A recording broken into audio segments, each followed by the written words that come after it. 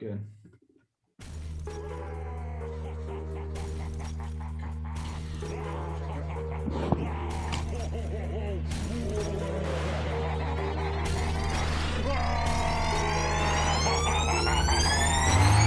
Yeah, we straight chillin', serial killing, pre-cold villains on the mic, got you reeling.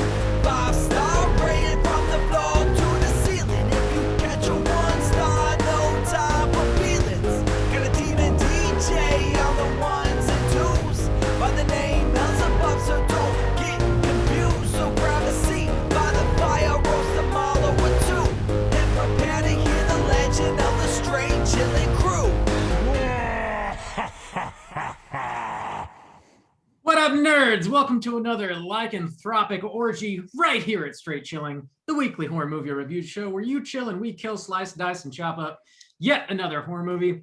My name's Bob. I'll be your host for the evening. This is episode number 309, recorded on Sunday, March 7th, 2021. Tonight, we're going to be talking about The Howling 2, which was chosen by Miles B. Before we get into it, let me introduce everyone else on the show tonight. First up, calling in from Washington, D.C., we got our boy, Randy Gandy, G. Landy. What's up, man? Hey! What's going on, everybody? How you doing, baby? I am well. Pretty excited to talk about this wonky-ass movie. Yeah, man, I'm excited. This is going to be a first for me, talking about this, or even seeing this, so. Same. Can you believe they made like 5 more of these fucking movies? I mean, yeah, I'm aware of the history of Silent Night, Deadly Night, so I'm surprised by nothing. Yeah. You've seen some shit in your day, obviously. I have.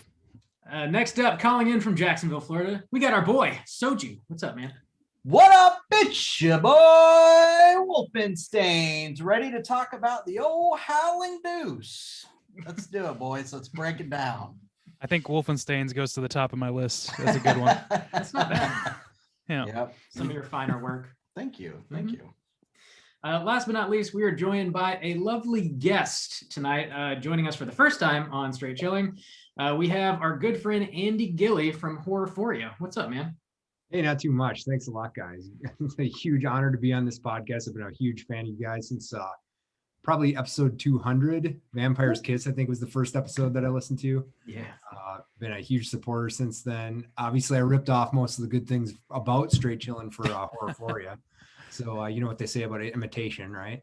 At your own peril, of course. Right. No, I've been a big fan for a long time, so it's really great to be on the show. Had some dental surgery last week. Wanted to be on with you for Old Boy. That was a great movie. But it took me a little while to heal. Couldn't talk too well last week, so I was I'm really happy I got to do Howling 2 with you guys instead. You traded down. Classic. Traded down a little bit, but there's some interesting things to say about this. And I do have some news. Horrorphoria is on hiatus right now. If you may kind of have figured that out by now. We have it on the website. I don't think a lot of people go there though. So most people are probably hearing about it for the first time here on Straight Chilling. John's no longer with the radio company I work for. Horrorphoria is their intellectual property. So not sure if I'm going to find a new co-host or do something else with it or what. John and I, we get along great. This is nothing between he and I. I'd love to do something with him in the future, but right now, probably just going to take a little break and figure out what the future Horrorphoria is going to be. We were on episode 98, so that's kind of it was so close. So close. Oh my God. So, but I'll figure it out. We'll get it figured out, and I'll let you guys know what's going to be going on with Horrorphoria in the future.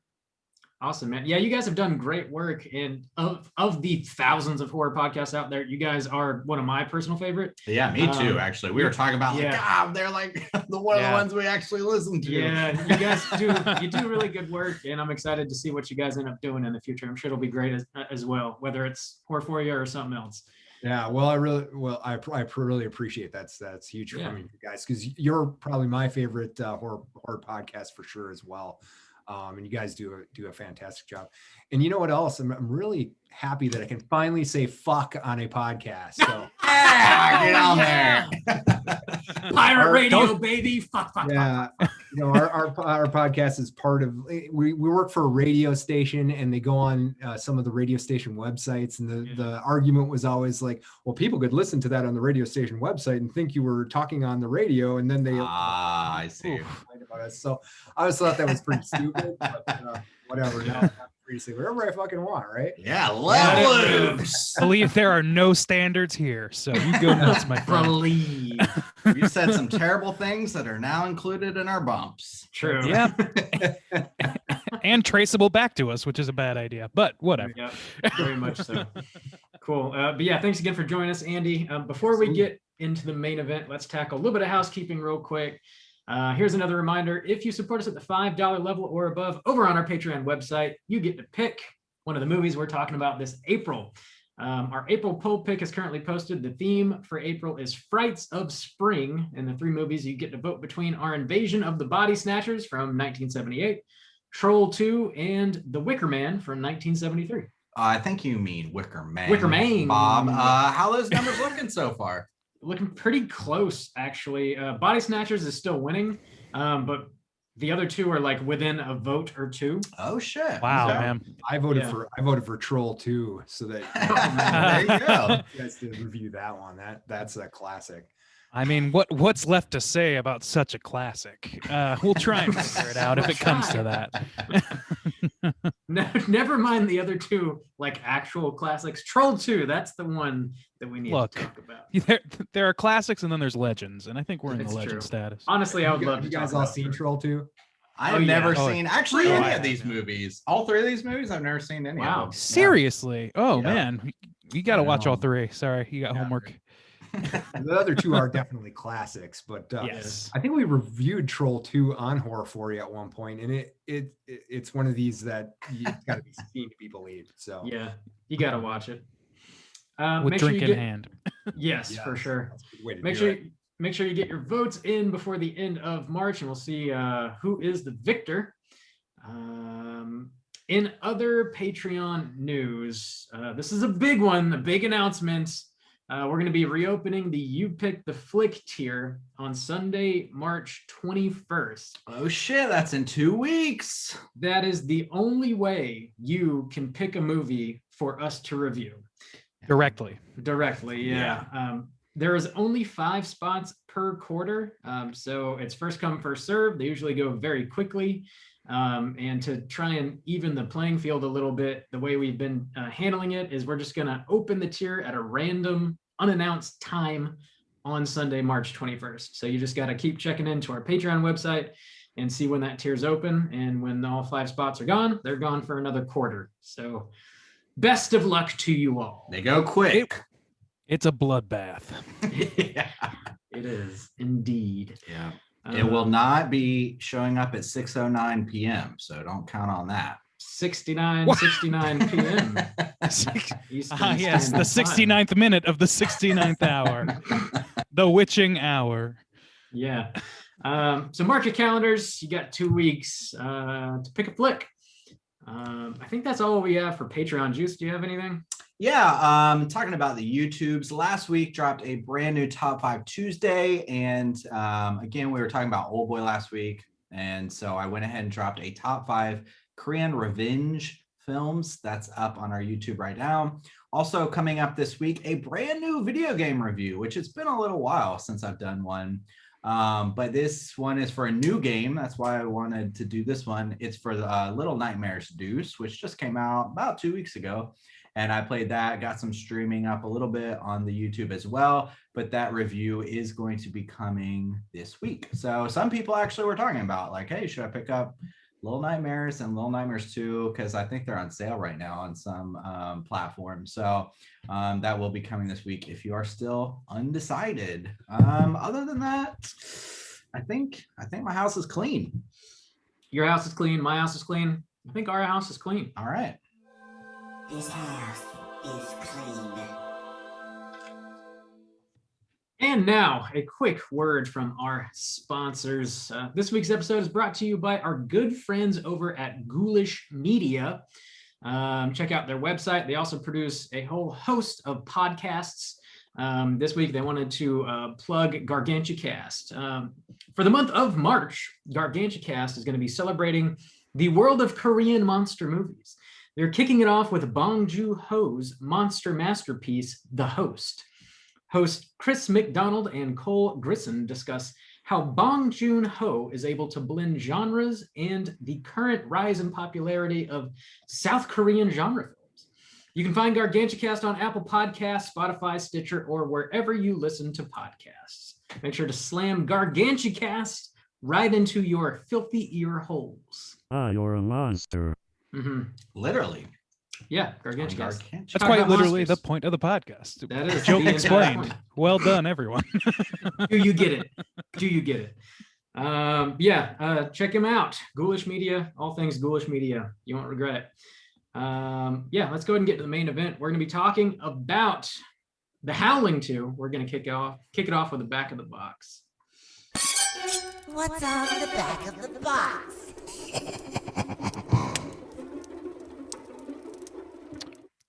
Can't help but notice that you did just completely ignored the subtitle of this film.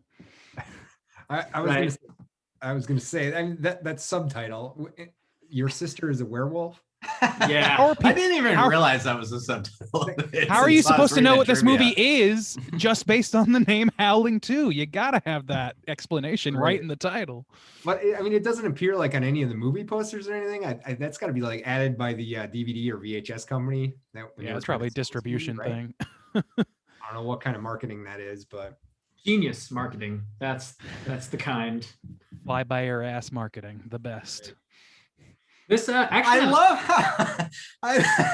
I love how the punctuation flows for the subtitle, at least in like what Bob's looking at or whatever. on IMDb, Yeah. Howling 2, semicolon, your sister is a werewolf. It's got an ellipses before your sister is a werewolf. So, semicolon, ellipses. Howling 2, kissing your sister. Damn. It also, apparently this movie's original title, according to IMDb, was Howling 2, semicolon, Sturba dash werewolf bitch. That's interesting. Yeah. This movie apparently was released on the 4th of July, 1986. It was directed by Philippe Mora, and the plot synopsis is as follows. A man discovers that his sister was a werewolf and helps an investigator track down a gang of the monsters through the United States and Eastern Europe. Barely the United States, but Joe Mangs, had you seen this movie before, and would you recommend people check it out? Randy, would you kick us off, please? So absolutely not. I had not seen any of the Howling films, actually, which is a huge oversight on my part, or so I've been told, and now I doubt having seen this film. So this is a first one for me. I would say that this is a fun movie to ridicule with your buddies. Probably a pretty fun like party watch, so long as there are no children in the audience. Other than that, though, you're not gonna get a whole lot of deep understanding of humanity or any of that shit from this movie. At least not from the expected source. Not in the text. It's gonna be in the subtext of, God damn, somebody made this movie. Yeah, somebody somewhere did. Andy, what about you, man? Had you seen this movie before, and would you recommend people check it out? I've definitely seen this before. I've seen all of the Howling movies, actually. I remember like the first Howling was supposed to be this amazing effects movie, and I pretty sure based on who I was dating at the time that I watched that in like 1992 for the first time. So like 10, 11 years after the first one came out. And I thought the effects were pretty underwhelming. But I did watch all of the Howlings at one point. So I've definitely seen this before. Would I recommend it? Maybe if you're a massive Christopher Lee fan and you just want to, be a completist. A completist. I don't think it has a lot to offer. I certainly wouldn't recommend it in any traditional sense of recommendations. That's for sure. Right on. Juice, what about you? I had never seen the Howling Deuce. I'd never seen any of the Howlings. So this is a first for me. I can't recommend this. However, it's like the equivalent of a soft core porn in some place. So if you've got a werewolf fetish, then this movie should do it for you. True. Because there is a werewolf orgy in this. So, you know, that's about all I can recommend there. There is not just one. Yeah. It's like a BDSM werewolf orgy. Yeah. So, I mean, you know, I'm sure someone's into that. No kink shame in here. So, well, Yep. Interesting. but European style. I could not offer a general recommendation. No. Hmm. Bob, Yeah, had you ever seen The Howling Deuce? Would you recommend? this was a first time watch for myself. Yeah, I kind of recommend it. Like it's funny. I be stroking. It's I don't know about that, but it's like it's enjoyable in the fact that, like you said, Randy, you just kind of make fun of it.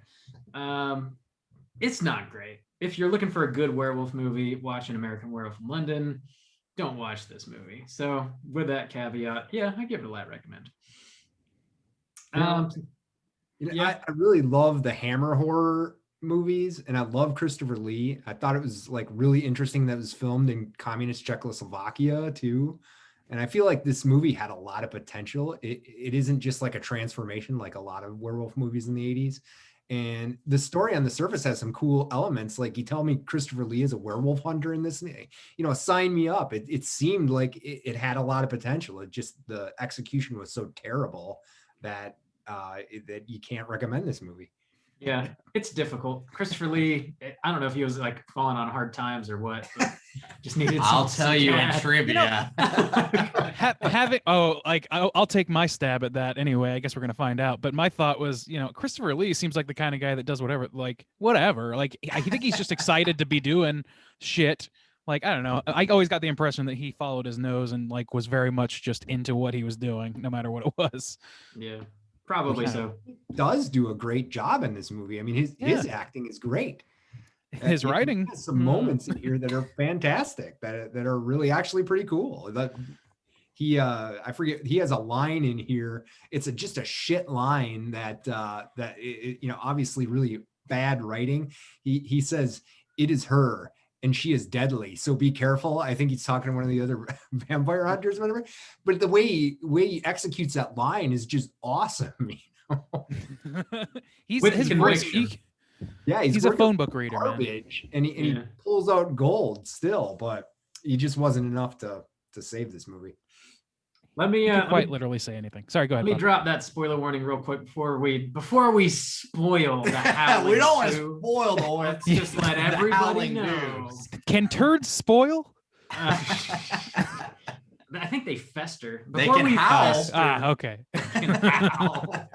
All right. So you've been warned.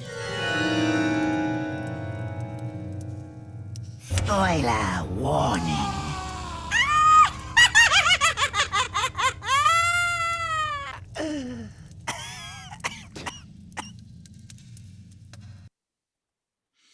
All right. I do have a synopsis typed up here. It is fairly short and pretty nonsensical because the movie makes no sense. All right, Bob, let's get it over with. Okay. Thank you so much for suffering. Permission granted. Preach. All right. Our main character, Ben White, he attends a funeral for his sister, Karen White, who died at the end of Howling 1. Stefan Krasko, who is played by Christopher Lee, also attends the funeral. He tells Ben that his sister was a werewolf. Stefan is an occult specialist. He says the other werewolves will be coming back for Karen's body, and to keep them from taking her, he's going to stab the corpse of Karen with a silver spike. Ben meets him at the graveyard and sees his sister come back to life as a werewolf. They end up having a battle with some other werewolves, and they find out that there's this queen werewolf by the name of Sturba, who is in, quote, the dark country, which is really just Transylvania. Stefan, his friend Jenny, and Ben end up striking out for Transylvania to kill Sturba. Another werewolf named Mariana is also recruited by the Werewolf Coven, and turns out she's immune to silver. Sturba is an old lady when we first see her. She ends up sucking the life force from a young woman during a ritual to make her youthful again. There's this big full moon festival that's happening in Transylvania where Stefan, Jenny, and Ben meet a dwarf that helps them infiltrate the werewolf sanctuary. We find out Stefan is Sturba's brother. The movie ends up ending with a big battle, and Stefan and Sturba are, quote, wedded for eternity in blood and in flame. Ginny and Ben end up going back home, and they find out they have a weird new neighbor, and they don't want to hang out with their weird new neighbor, and it just happens to be Halloween, and that's of no consequence to anyone. And that's the end of the movie. And it's flushed. I totally forgot about that ending until you just said it. Holy shit. There's so many scenes like that happen, and you're like, why the fuck did that just happen? Why? Yeah. Because somebody What a along the sexy- process said, we need to put a button on this, and it doesn't really matter what it is. Just, we need 2 more minutes. 2 more minutes, please. Well, because there was like, I know we're jumping to the ending, but it's so baffling. There's like a kid who's in a werewolf Costume. except it looks real. And they're like, maybe it's our neighbor, but it's not. And the neighbor's just a weirdo. And then that's the end of the movie. Yeah. They don't even Really address puzzling. the werewolf kid. Yeah, I didn't. I get think it the at im- all. Sorry, go ahead, Andy. No, I didn't understand the ending at all. I didn't know if that was supposed to relate to something else. That it was baffling because the kid did look like a real werewolf. So was he? Was he? I think what He actually think looked so. more like a werewolf than some of the Yeah. werewolves they fought in Transylvania. That's true. No, I think what the implication is supposed to be, if I may, Because of the implication. I think that it's supposed to be that the man that they met, their new neighbor who's in this empty or formerly empty apartment, was that werewolf, and he slipped out of his werewolf garb just in time, seconds later, to answer the door and be as fucking creepy as he possibly can be, talking like the dude with glasses from Indiana Jones creepy. That's a good comparison, man. This movie is like the most vampire of werewolf movies I have ever fucking seen. Yeah, fucking Yeah. Transylvania. The one dude's name is Vlad. Yeah, I know. Yeah. Vlad What? the werewolf? Yeah. They're just Stabbed him in cribbing. the heart with a silver spike. What? Yeah. Like, it's so. I don't Like- understand why they deviated. I guess just to attach it to the Howling name. Stefan is Van Helsing, like Yeah. of Yeah. werewolves. Like it's carbon copy, really. Like they have Yeah, the they're in whole a orgy. castle. Yeah, it's It's- supposed to be sexy, except it's not. It's 'Cause they're not. fucking werewolves. They hired they definitely hired a bunch of pole dancers that were just locals to put on some leather daddy garb in that coven, right? Like that's my impression. The one outfit this is actually something. This movie is pretty good for some like audacious laughs. But when that one chick, like the badass werewolf who can't be killed with silver or whatever, she shows up at the castle, and the outfit that's just got the one yabos. Dude, Yeah, it's like forced out too. It's so That like shit bent kills out of shape just to make goddamn sure you see that nipple. That shit killed me.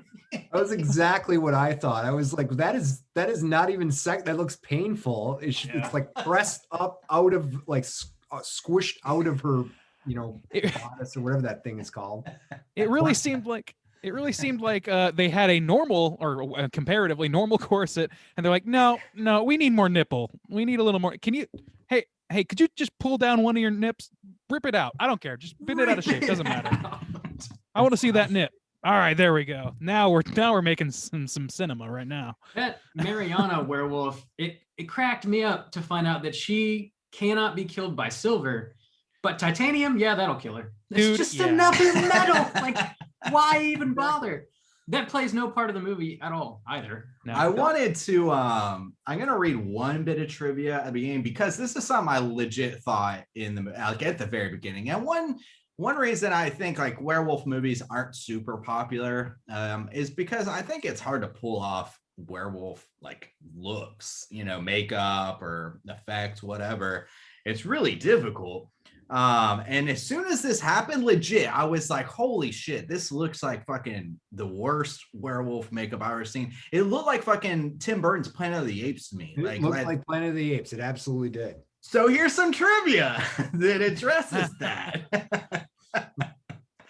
When the werewolf suits finally arrived for the shoot, they were contained in a crate marked 20th Century Fox Planet of the Apes. Damn. Director Felipe Mora was horrified to find he had been sent monkey suits. He quickly contacted a producer who replied, "You're talented. You'll make it work." Oh, wow. Oh yeah. Mora tried to get his point across that the monkey suits were impossible to pass off as werewolves, only to have the producer hang up on him. Stuck with monkey suits, Sir Christopher Lee overheard the dilemma and came up with the idea to help make the ape-looking werewolves work with the improvised line, "The process of evolution is reversed." These were damn monkey suits. Did Christopher Lee, like, is he the only good thing involved in this movie? I think so. I totally think so. That poor director, man. I can just imagine like getting these fucking monkeys. It looks It terrible. looked really bad, and I thought exactly that. I'm like, these are like repurposed Planet of the Apes suits, is what. And they were. I mean, they could have put some like wolf ears on it or something, you know. Yeah, and then they absolutely were. Oh my god. It was bad. It's good. I thought the same thing as Rob though, but the titanium, I didn't like. Why does that kill werewolves in this? And it has nothing to do with it in any. They don't like make titanium later. Or anything. Yeah. Well, you see, titanium is shoot 'em one with holy guns. point, more holy than silver, It's as gotta we all know. be. And they make bullets out of it. Like I know like a little about guns and reload my own ammunition, and titanium is probably like the worst metal that you could ever make bullets out of. There's that like so? it's super light. You want your bullets to deform. Otherwise, they just go through living things, you know. Oh my god, I didn't know that. Yeah, you know, and they probably wouldn't even, because they don't have like the weight to do anything. So I don't know. I thought that was a really strange choice as well, but that explains the monkey looking suits, though. That's for sure. Oh yeah. Yeah. Oof, man. I feel for that director now, because that looked bad. Also, the editing in this is terrible. Like you have like Yes. barn wipes and shit. You didn't like the diamond swipe? Yes. Thank you. Yeah, I'm Classic. 100%. I was gonna say the same shit. That is maybe the worst thing about this movie is every bit of the editing. They do shit like they'll say like, "Oh no, she's very dangerous," talking about, you know, the what's her name, the one from LA, the one Mariana, wolf or I what? think. Yeah. Mariana. Thank you. Yeah. So he's like Christopher Lee's like, she's very dangerous, and then they'll cut to a previous scene of her with like fucking wolf makeup on just to drive home the point Yeah. that she's dangerous. Do shit like that, like why? And then they'll just do like a half-second cut to a moon and then be in an entirely different part of the world. It's Also- fucking nuts. Also, a lot of the scenes aren't really anything. Like there's this one specific scene where the guy comes in and the chick is just taking a bath in the tub. That's the scene. They don't even have really any kind of dialogue, or it doesn't push the story in any way. He literally like walks into the bathroom, she's taking a bath. That's it. It wipes. Diamond wipes out. Diamond wipes. Yes. There's several scenes where it just cuts back to the three, like, whatever, primary vampires that we get to know throughout this movie. Or not Werewolves, vampires, Jesus. Randy. Werewolves. Werewolves. Same. Yeah. Honestly. You know what I meant, I think. But yeah, it'll cut like away from them having a little a private orgy, and then just come back to the orgy. No words are spoken, and then leave the orgy again. Why is this there? Why? What purpose could this possibly serve besides runtime? That's the question I have. I also think that Werewolf Three-Way lasts for like at least 48 hours because like we continue on in the story with our other Yes. characters and keep flashing back to them, and they're just like writhing in bed still, like going It's at this movie is edited like watching. It's like watching somebody play Five Nights at Freddy. It's like it's just jumping to cameras randomly. That's what it feels like to me. It's so nuts. Oh God, that frustrated me. And then the timing of everything, like you said, Rob, it's like the actual timeline of this movie makes no goddamn sense. I think there were at least 3 full moons back to back. So I don't know. Not exactly, adhering to to the reality of moon cycles, I guess. There's a lot of filler. There's several sequences where our main characters are just hanging out at like the full moon festival that's happening, like walking through the town, like taking in the sights. Because Christopher Lee tells them like just hang out and be tourists for a day. So they just do, and then we just get to watch them do that.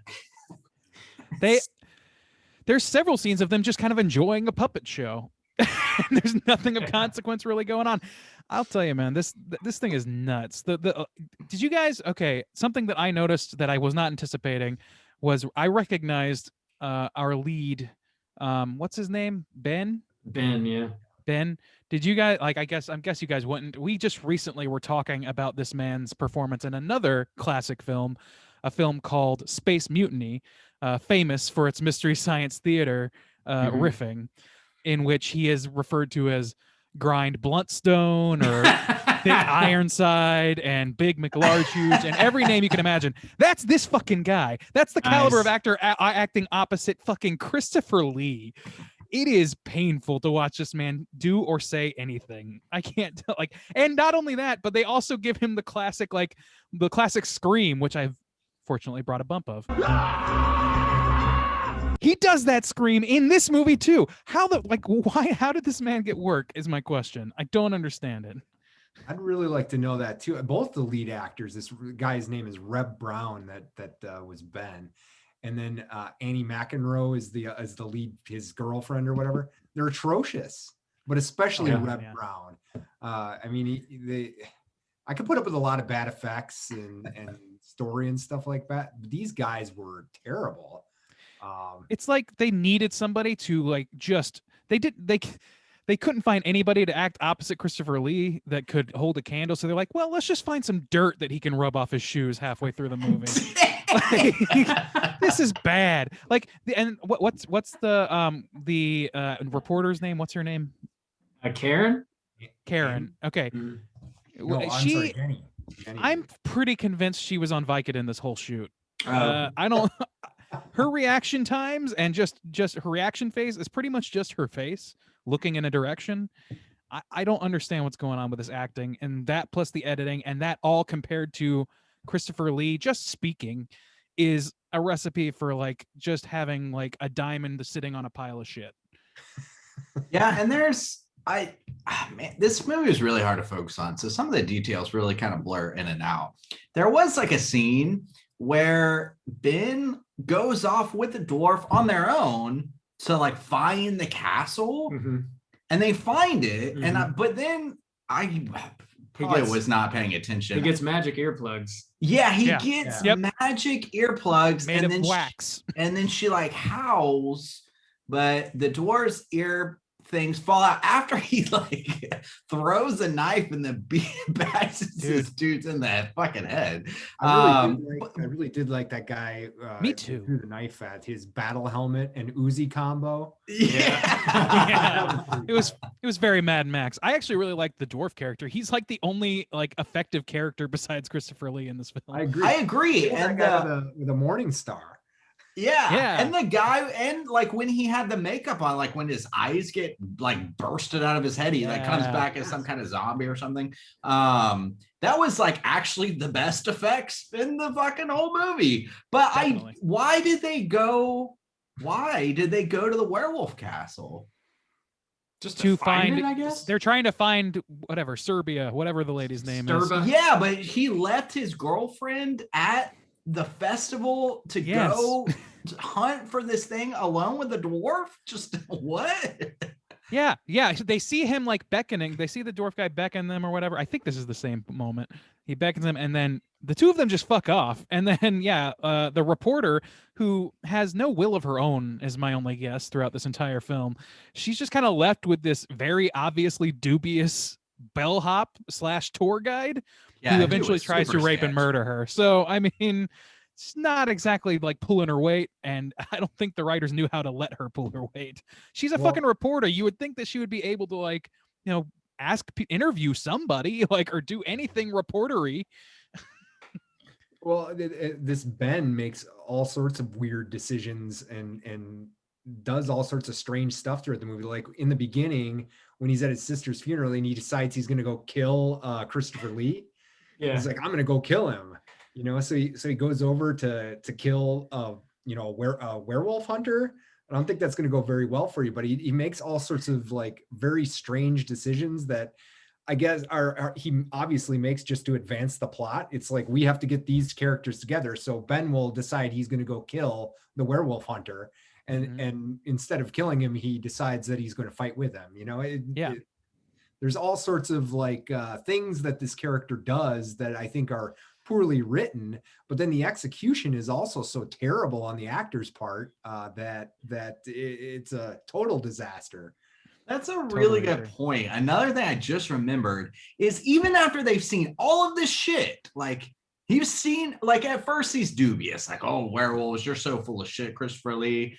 Yeah. And then he sees werewolves. They fucking travel across the world. They go to this castle, even when they're preparing for the final fucking battle and handing out weapons and shit. Ben always treats Christopher Lee like some crackpot. Like, he always has this like scoff, like, you dumb piece of shit. Like, what are you fucking, like, what? I couldn't understand why that was his constant attitude toward fucking Christopher Lee. That's the attitude he has the capability of displaying on film. Like, I think the whole time. I was like, these things fucking exist now. Why are you scoffing at, like, dude, the fact that they like just the Ben and Karen combo, like they get to Transylvania, they're there to avenge his sister and murder a bunch of fucking werewolves in Transylvania, and the first thing they do is they go up to their fucking hotel room, they're with their creepy fucking bellhop, they get up there and they bone it the fuck out immediately, and then they come out of their hotel room just so pleased with themselves. It's like, what are you fucking even doing here? I love how when they first get in the hotel, did sparks really fly? Because I didn't see it. Ben is like, we'll take 2 rooms, and then Jenny's like, no, we'll take 1, and then immediately they bang. It's like they go from like complete strangers to just, we're a couple, we're banging it out, we're in this together, we're gonna kill a bunch of fucking werewolves. It's like 0 to 100, which is how everybody operates in this movie, really. Yep. Specifically Ben. I wanted to flash back to the scene real quick where Ben goes into the crypt and sees Christopher Lee about to like stab his sister while she's in the coffin. That scene cracked me up so hard because like his sister's laying in the coffin, she looks like a normal person, she's about to get stabbed, and then real quick she transforms into a werewolf. And then instead of like Ben shooting Christopher Lee, he just immediately starts blasting his sister away. And then they just like nonchalantly just put the top of the coffin back on and completely forget about her and like walk away. Like we never see her again. This movie is called Your Sister is a Werewolf. That is the subtitle of this movie. And the sister is just bottled up for the rest of the movie. That's it. Well, there's 2 people who have a sister who is a werewolf, because Christopher Lee's sister is a werewolf too, right? But I think that was added into offset. I think that was added in post or some shit, because I didn't realize at the that. End, at the end of the movie, they end up wed in hell or something. Like there's no talk about their childhood or anything in their past. It seems like they're an old flame. Like, damn incest really train. Like at the end, there was a lot of what I think was going on here was like there was this surprise that like I think it comes from like Star Wars, maybe from this era, because there was like this surprise that that Darth Vader was Skywalker's dad, so I think it was maybe supposed to be some hackneyed surprise that this was his sister, and we didn't hear about it until the end of the movie. I think they did mention it maybe at the beginning of Act 3 or something. There was like a sly mention of it, but it's like, again, like it served no purpose at all, except to just bring the word sister back into some kind of relevance. And it really didn't feel like a brother-sister relationship. It didn't even feel like a familial relationship. It felt like a scorned lover relationship. And I'm pretty positive that's what it was to begin with. That's my guess. It absolutely did. And like the stuff she was saying with like, brother and sister for being with them being wedded together for all eternity and stuff. It's like all the videos that you see on Pornhub these days, you can't get away from that kind of stuff. So yeah, that's true. Did you guys notice that they continuously use this like canned werewolf howl throughout this movie? It's like you hear it in everything. It's that classic like oh, oh, oh. Like they just keep playing that same shit over and over again. I don't know. That's part of a Foley package that's been used since like the 40s or something. Oh yeah, it's that fucking Wilhelm scream. Yeah. Right. They did that, but then like the actors, like when Sturba and the Mariana and the other guy who's her father, I guess, when they're like laying in bed howling together and it's just the actors doing it, there's nothing, no like enhancement of it in the sound. Like they could have used some kind of Foley package there to help that scene out, because that was ridiculous. Or at least some like contact lenses or something. All they did was just tape fucking with Scotch tape, I presume, like long fucking coarse hairs to their body, making this sex so scene bad. gross on every level. It was so These are Playboy bunnies and they are unappealing. disgusting. Yeah. When they're all like laid up in bed, it's just Yeah, you can kind of see their boobs through this fur Yeah. or whatever, and it's just And it's like weirdly wet. Ugh. Yes. They were Wet lactating fur. in the fucking ape fur. It's not good. It's not good. Yeah, and I guess they don't even really, at least I don't remember them talk about their transformation a lot. Like, because it's not necessarily with the full moon, is it? Apparently not. Because she, just seems like they just do it. Yeah. yeah, at one point, Serbia, I'm never gonna get this name right. So Serbia, like, just Fine. does her howl because she sees the dwarf guy, whatever his name was. She sees him in the window looking Yeah. at them, and they're like, "Oh shit, we got to bug out!" And so they're running back from the castle, and she just does this like howl scream thing and she's like, "Go get them!" basically, and they all just start transforming into werewolves, and then it's just werewolves attacking them. So between these people in leather daddy costumes leaving the castle and then arriving at where Space Mutiny guy and the dwarf are, they completely transform and are just getting mowed down like motherfuckers. It's crazy. But like, and then that's when the dwarf guy's earplugs fall out, and I think like that's what causes his eyeballs to pop. So I think that was like some sort of deterrent on a level, like that's some sort of like unestablished werewolf magic that they just threw in.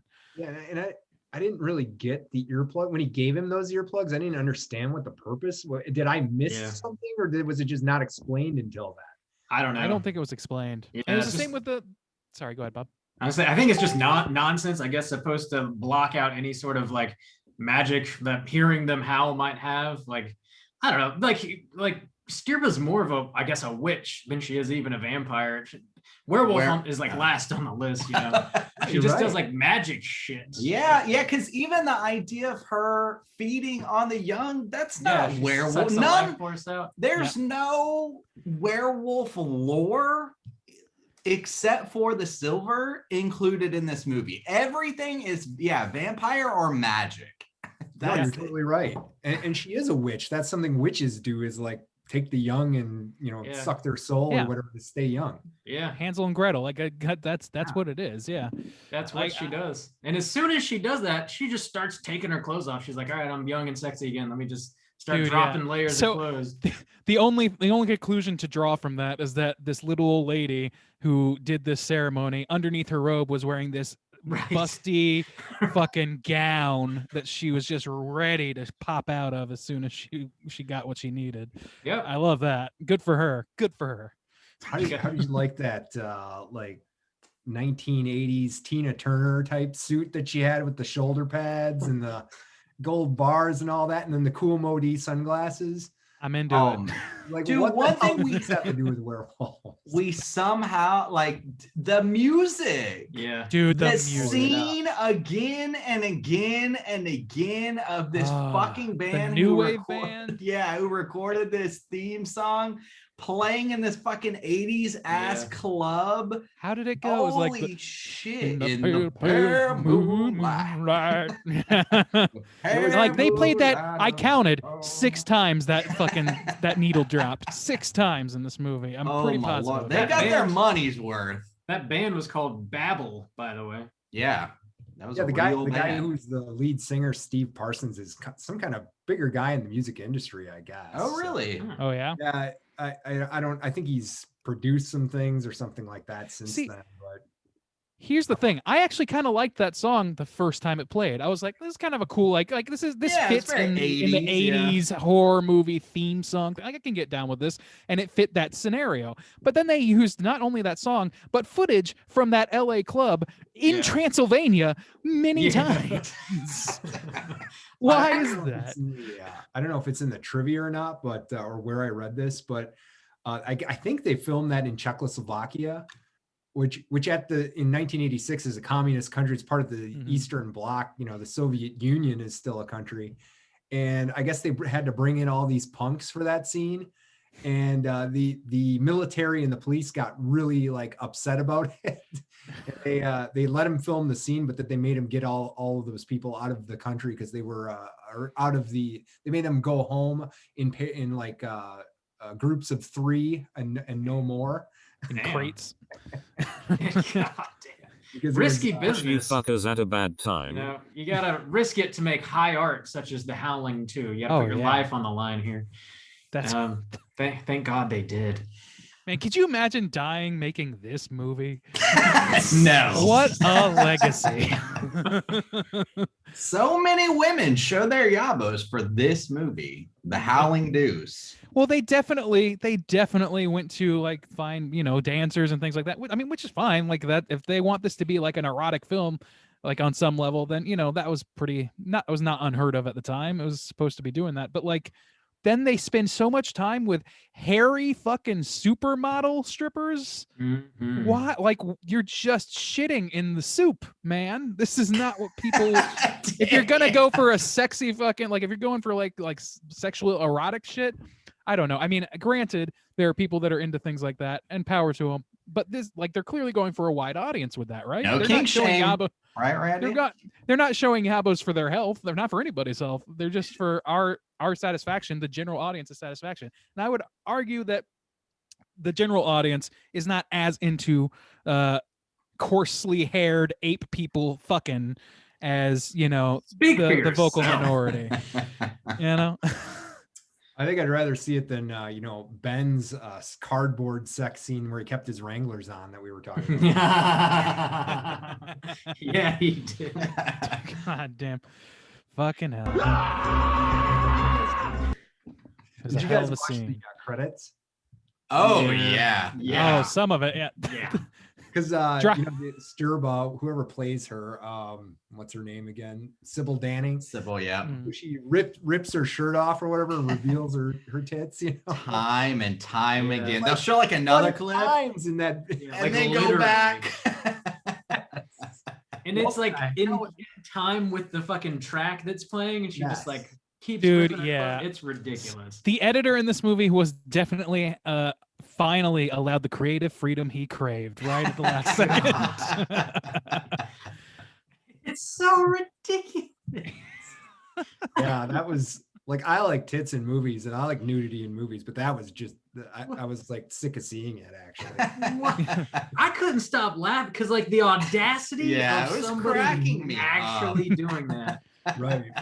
It's like, this movie's shit. We can't make it any worse. Let's just keep using this clip over and Yeah, over it's again. the end, for God's Yep. sakes. They can't even let it end gracefully. No. Just fade to Go black, to for black. fuck's sake. Yeah, what? Please fade to black for your own good. Somebody's Diamond already Wife paid for Scroll this. would have been a better Yeah. choice, I Yeah. think.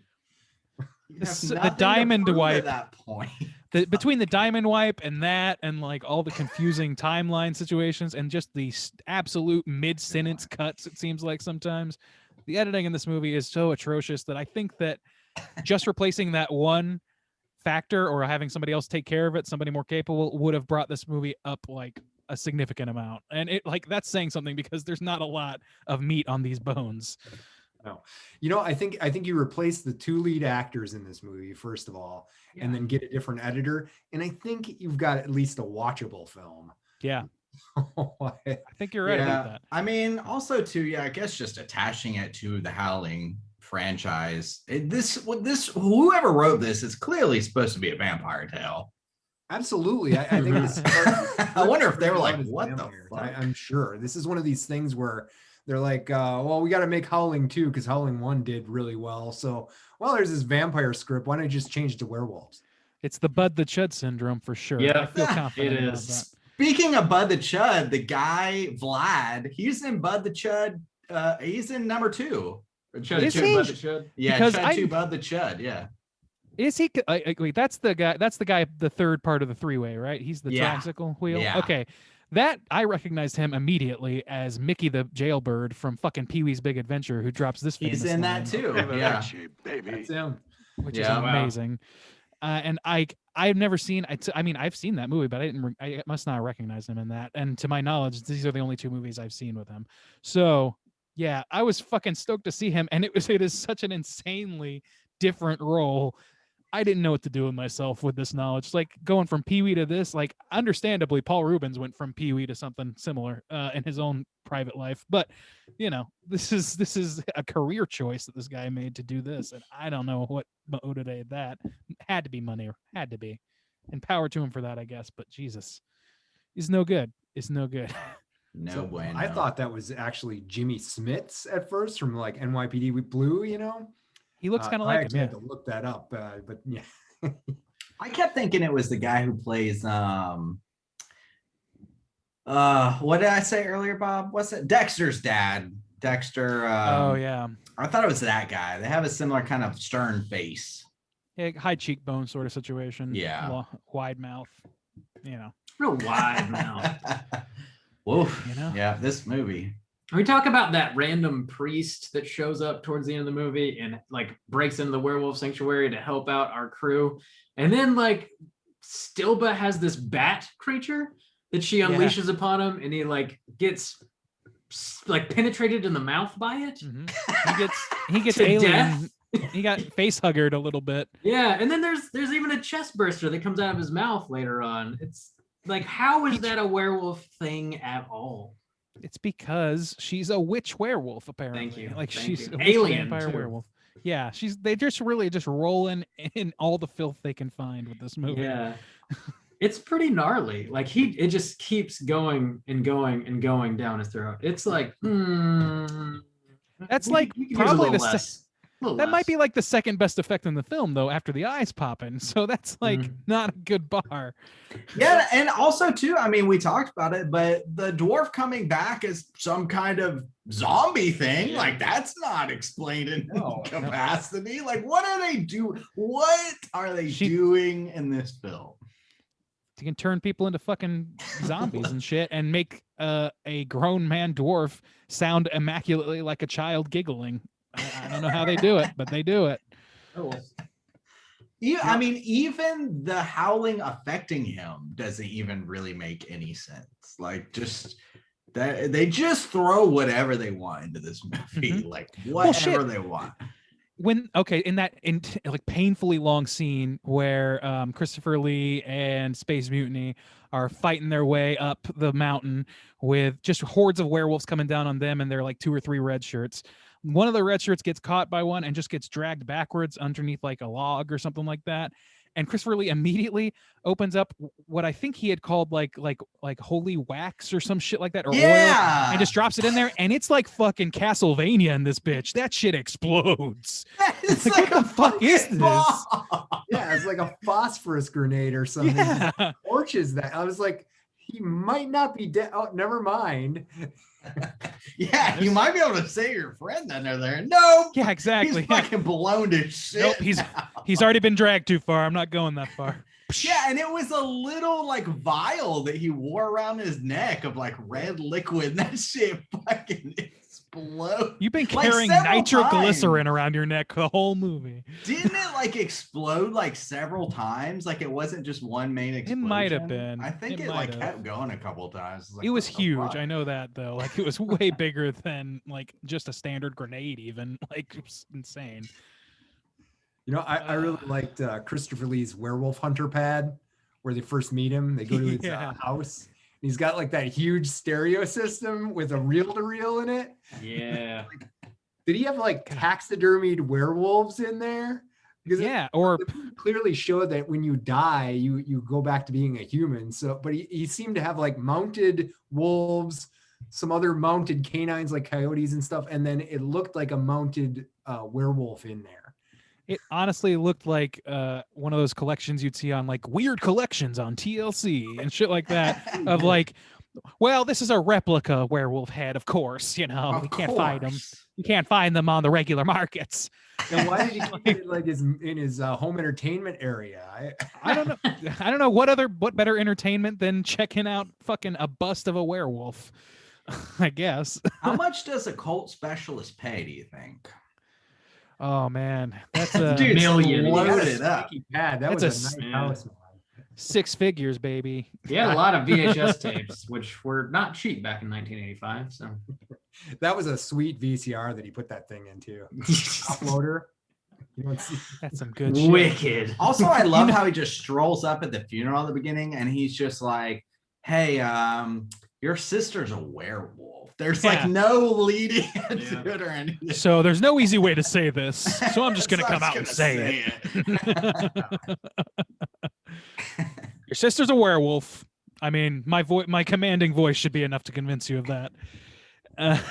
God damn. Christopher Lee, man, I wish they had given him better shit to do in this movie besides just pull its ass out of the fire a couple times backstage, apparently. Like, I didn't know that he's the one that even made it possible for werewolves to be in this movie at all. Because he otherwise they're found a just workaround monkeys. for ape costumes. What if this movie, if they couldn't solve that issue, there's a good chance this movie would have been called Howling 2, This Time It's Monkeys. There's at least a 50% chance That that's poor true. guy. Oh my god. What are these monkeys got?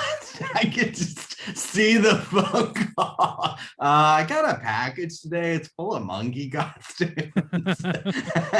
You were supposed to send me a werewolf. Whoa. Uh-oh. We need to reconnect Juice to the rails here. Oh man, that shit's so sad. Maybe they should have, discussed the evolution part of it a little bit Yeah. more clearly. So that was more clear because, that was. I'm still confused about what the fuck they were talking about. Like, so it takes like 3 days to transform, or it takes one scream from your boss, or it just takes wanting to be. I don't understand the rules of this shit. You know, those secondhand monkey outfits had to stink like a mother. You know, like other people were sweating in Like them. nothing They're I'd ever smelled before in my life. just like laying around like backstage for a year, you're like, you know, in a crate. Like, and then these poor women have to put them on.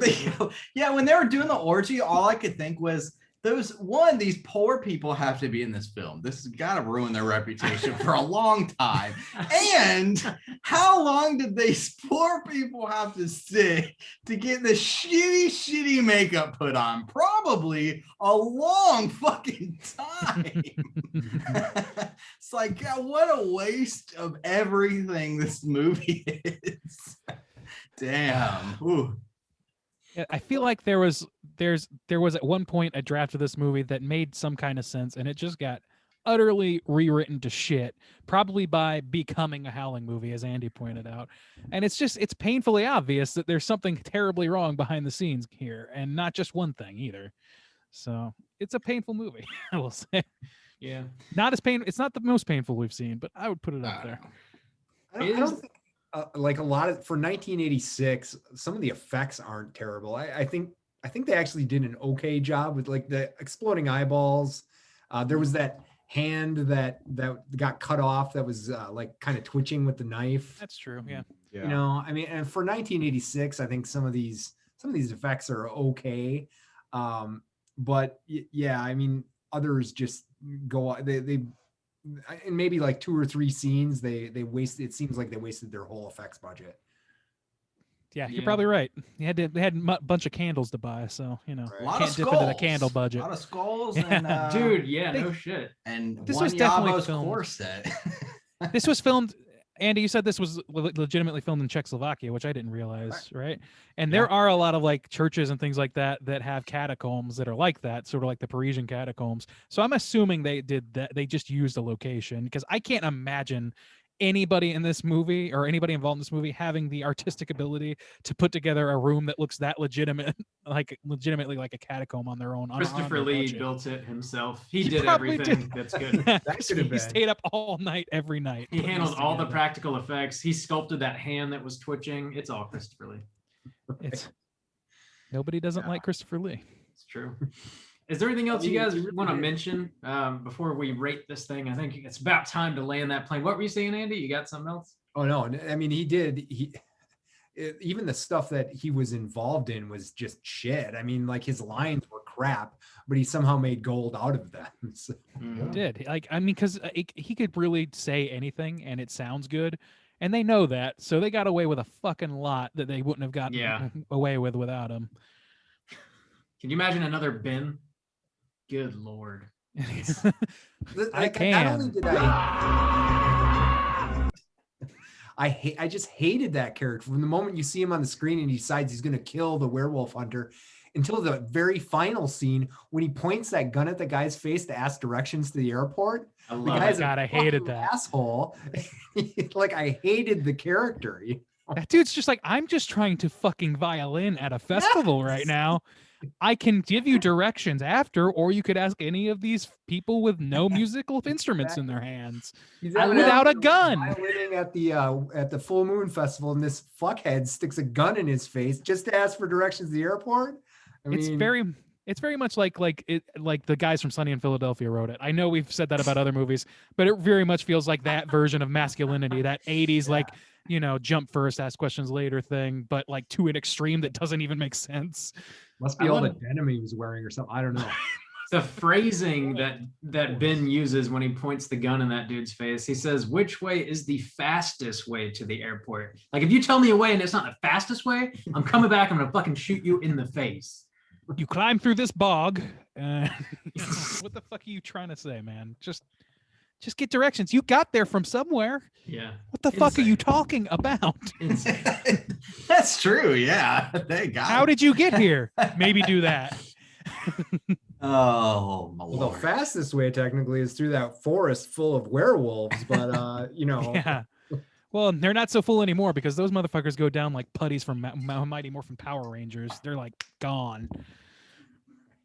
Just Yeah, they get their stabbed. asses whooped by just like some dudes in the forest. There's what, like 100 of them It's at like that a orgy, horde and of they all go werewolves, out, yeah. and they're just like They picked kill like off. 2 people, maybe. Yep. All right, let's rate this bad boy real quick. do it. Out of 5, Andy, you're the guest of honor this evening. Would you please kick us off? How are you going to rate The Howling 2 out of 5? okay, so sure, there are some. This movie has some moments. There are some, I think, some okay effects for 1986.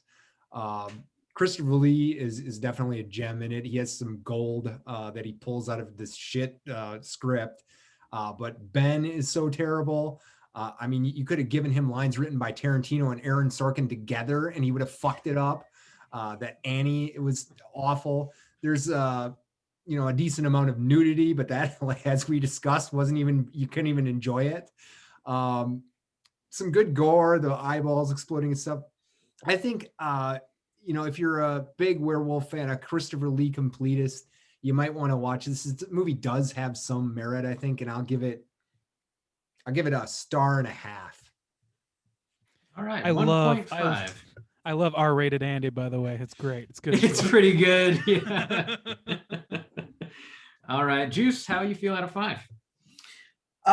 Yeah, this movie's not good, but I got some entertainment out of it because it was a movie that was like able to space out of easily because nothing really mattered. So I was able to check my phone, look at some shit, check back in, crack my ass off like a handful of times, especially the ending with her ripping her shirt off time and time. I legit, like, that was cracking me up. There were times that I just like would just get a good kick out of what was happening.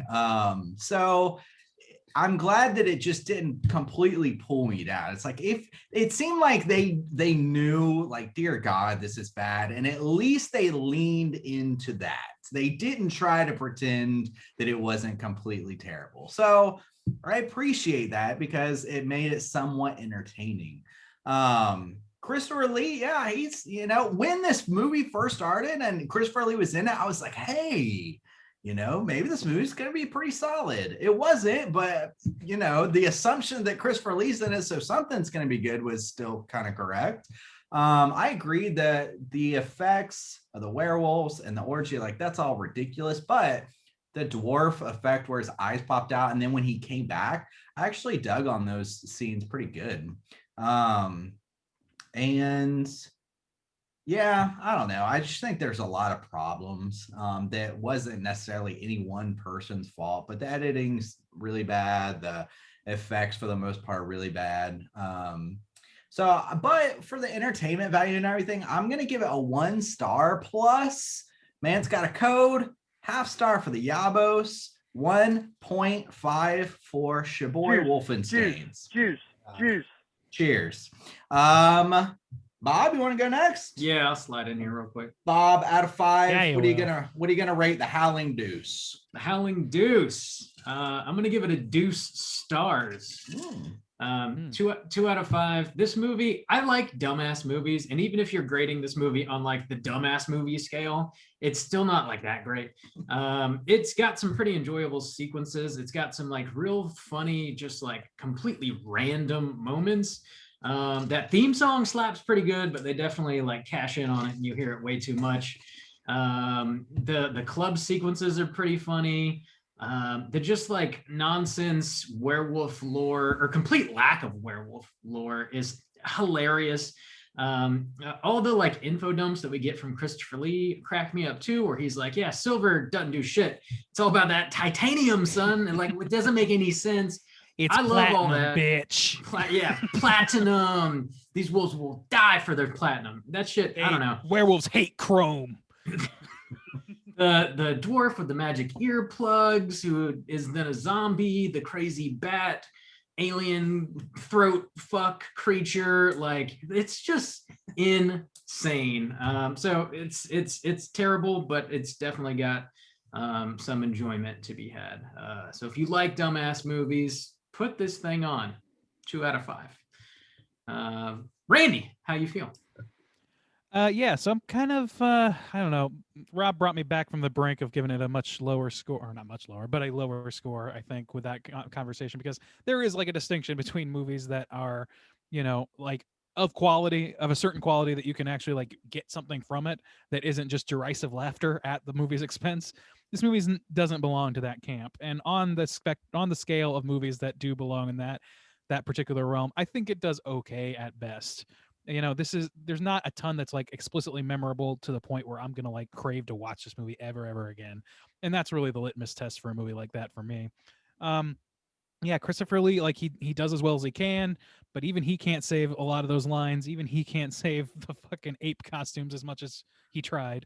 Like, there's only so much in this movie to hang your hat on in terms of like things that are actually fun and or good. I did like the club scene. It was way overdone, exactly like Rob said. I did like the dwarf character. Part of my enjoyment of that, he was like one of my favorite characters, and he's only like a bit part, really. But I liked him because he's like one of the most capable people in the movie, making actual decisions that make sense, for starters. And he like saves Ben's life at one point, much to my chagrin, but he did. And then like, on the other hand, it's also like at this time I would have expected a movie to make a lot of jokes at his expense, and they didn't do that. They withheld on that, and I just appreciated that on some level, that I didn't have to have that like cringe moment of like dated humor moment. I didn't have that really, so at least not that I noticed. So overall, I think that this movie is as bad as we all said. It has some enjoyment factor though, so I'm gonna put it at a 1 star. Solid 1 star though. I will qualify. Wow, a 1 star from Randy. I did not anticipate you rating it the lowest, to be honest. 1 star from Randy is going to put our aggregate at a 1.5. Let's go ahead and jump over into our Rotten Tomatoes segment and see what the critics and users think about The Howling 2. Your sister's a werewolf. Certified fresh to death. All right, ladies and gentlemen, what we're going to do here for the newbies in our audience is I am going to give these three gentlemen the chance to guess with the best of their abilities what percentage of critics gave this movie a positive score, and then we're going to do the same with the user score, and these scores are culled from RottenTomatoes.com. So we're going for aggregates here. There are only 13 critic reviews counted here, so there's no certified nothing going on here. There's no critics consensus. It's just a number that they have. So let's see. Let me pull up my note here so I can take notes. All right. Soju, we'll start with you for the critics. What do you think? What percentage is positive? Ooh, 13. That's low, low. Oh, I thought that was your score. I was like, that's a very specific answer. No. This can't be high. How low is it? Why don't I tell you? I'll give it a 17. 17%. All right. Bob, we'll go with you. I'll take 22, please. Feeling 22%. And Andy, how about yourself? Where are you going with this one? I hate to sound like I'm on the Price is Right or something, but I had thought 23. So one higher than Rob. Hey, we $1 around here, man. We are far from above that. And actually, that's going to behoove you quite well because the answer is 31%. You were going to take it. Wow. Damn. That is Strong opening quite showing high. for Andy on this podcast. Yeah. Hey, Andy. Yeah. Hell yeah. Wow. Yeet mesquite. No, that's for Bob. No. I'm taking it. I'm demolishing all the rules, dismantling back. one bit by bit. I can't believe a third of the critics were positive on that. Yeah. Wow. That's quite Dude, yeah. surprising. I'm gonna get into what the critics had to say in a minute. I don't know. I haven't read any of them, so God knows. But Andy, we're gonna give you the chance to go first this time. We're gonna go to the audience score, and there are substantially more, 5,000 plus ratings in the audience section. So what do you think? What does this audience think of Howling 2? I'm going to say that's going to be higher, 45. 45%. All right. Bob? I feel like this is a bit of a cult movie, so it'd probably be a little bit higher than the critics, but not that much higher. I'll take a 35. 35 percentile. Soju, bring us home. I think I'll still take the low end on this one. I'll say 30. 30%. Well, you guys kind of all did this in reverse because the answer is 14%, and Soju's going to take it on the back of a low score. 14%. I think that I'm like, if I had to wager a guess as to why that is, it's probably because the people scoring this movie are fans of the Howling 1, and they're like, what the fuck is this? Could be. That could very well be. We're fans of Christopher Lee, and they're like, dear God, why? Yeah, maybe. There's no, I mean, I don't know. Let's see what the Can I critics get a had to hell say. yeet though, boys? No? Bob? Rob's a sore ass loser I'll over give here. you a yeet bleat. You want that? Yeet bleat. I'll take settle for any that. yeet you can give me, Bob. There's a yeet bleat. There's a yeet for everyone. Let's pick a random negative review because they're usually funnier. The now infamous closing credits scene features Sybil Danning's rapid-fire striptease replayed no less than 17 times. Danning was livid at the exploitation. I'm The sure. director Damn it, was Randy! not. You fucked up my game for trivia. I was going to ask you guys. Sorry, bro. That's the random number generator that is me reading one of these reviews. That's true. I rolled a 20. I'm sorry. 17 times. Doesn't that seem quite high? Yeah, I would say 3 times would seem high. I would say Yeah, 2 times a little questionable. I'll read a little bit more trivia on that makes it even fucking worse. Please do. But yeah, sorry to interrupt your. Oh, okay. Sorry. I thought you meant right now. Okay. Yeah, that's pretty much the end of our segment. So, Bob. All right. You know what time it is? It's totally time for some trivia. What? It's totally time for trivia. And Soju. Sorry, Bob was fucking. I should have. I don't even know what's happening. Yeah, I don't either. Or how it's happening. Continue. Yeah, that was wild. Anyways, so trivia. So I was gonna play a game with the number of times of the boobies at the end, but how about this? Sir Christopher Lee was in a film with the original director of the first Howling, Joe Dante. Can you guys guess what movie that was where Christopher Lee was in a movie directed by Joe Dante? Not familiar enough with Joe Dante's work to make a good guess. Anybody want to take a stab? It's in the 80s. It's an 80s film. Did it predate or post-date this movie? Can you tell us that? Actually, I'm sorry. It came out 1990. I'll give you the exact date. Oh, perfect. Joe Dante, 1990. God damn, that's a good question. He did some I feel like he did some family fare in the early 90s, didn't he? Am I crazy? You're not too crazy. Okay, that's good. Anyone? I'm blanking. All right. So I'll go Yeah, I ahead and can't read think the of one. trivia as it is. When Sir Christopher Lee was casting Gremlins 2: The New Batch, 1990, one of the first things he did was apologize to director Joe Dante, who had directed The Howling 1981, for being in this movie. Damn. Christopher Lee's a class act, man. This goes back to something I think Randy said.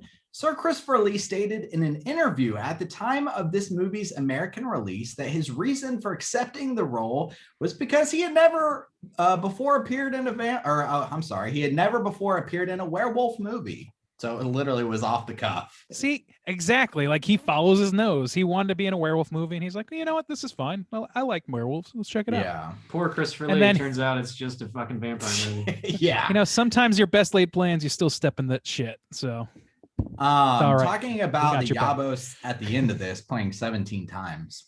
Sybil Danning was tired of having to go topless or nude so often in her movies and wanted to remain clothed for this one. The producers disagreed, but in the end, a compromise was reached where Danning would do a single topless shot.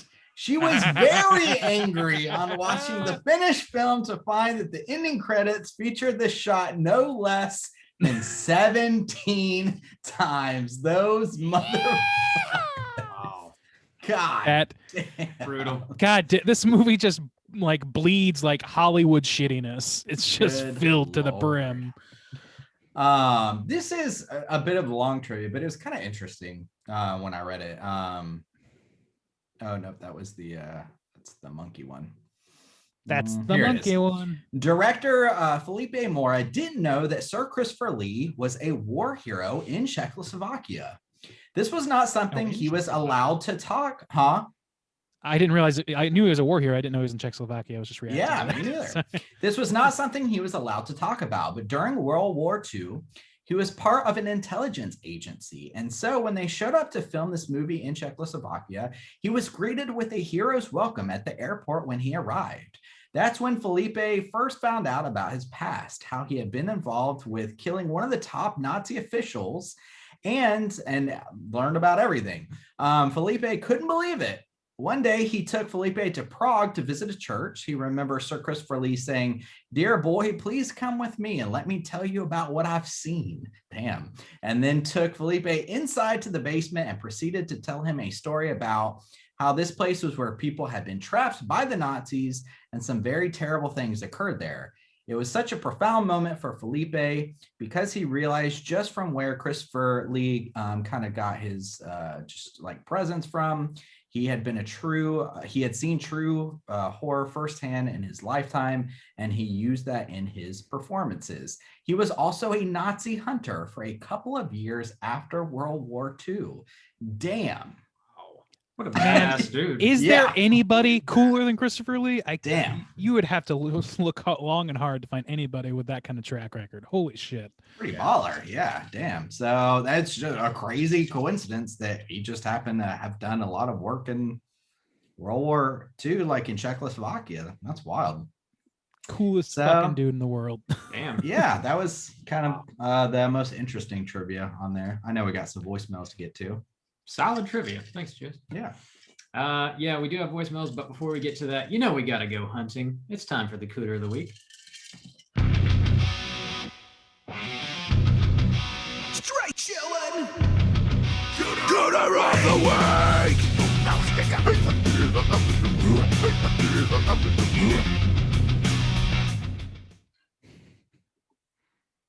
Juice, what is a Cooter and why are we hunting them? Let me tell you about it, Bob. Cooter is a character type and a straight chillin' exclusive. Cooter has to hit 3 of these 5 points to be considered a Cooter. The 5 points are manipulation, smug arrogance, sexual deviance, overall look and attire, and overall patheticness. We want the Cooter with the most points for Cooter of the Week, boys. Who we taking to Cooter Court this week? Andy, it looks like you got something on your tongue. Oh man. yeah, it's absolutely Vlad. He Vlad. fucks his stepdaughter. He dresses like that. He's very manipulative. I mean, All it's right. totally Vlad.